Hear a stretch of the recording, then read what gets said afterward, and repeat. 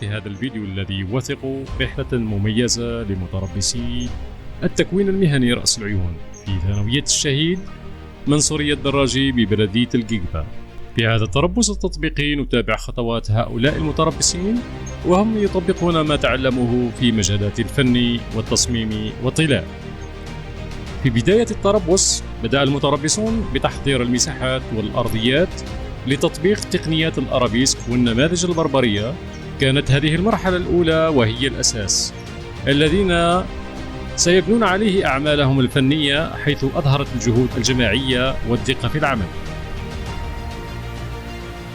ننتقل الآن لنشاهد كيف قام المتربصون بتحضير المساحات بالطلاء، حيث تعلموا كيفية مزج الألوان واختيار الألوان المناسبة لتحقيق تأثيرات بصرية مبهرة. هذه المهارات الأساسية تعتبر حجز الزاوية في تكوينهم المهني وتجعلهم مستعدين للتحديات التي ستواجههم في سوق العمل. ومع مرور الأيام قام الأستاذ سليم منصورية بمشاركة المتربصين بتزيين قاعة الرياضة في الثانوية بجداريات رياضية مميزة.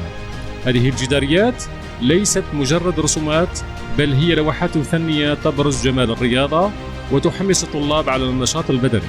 من خلال هذا العمل الجماعي تعلم المتربصون كيفية العمل كفريق وتطبيق مهاراتهم على نطاق واسع. هذا التربص ليس فقط فرصة لتطبيق ما درسوه، بل هو أيضا مثال حي على التعاون بين قطاع التكوين المهني وقطاع التربية.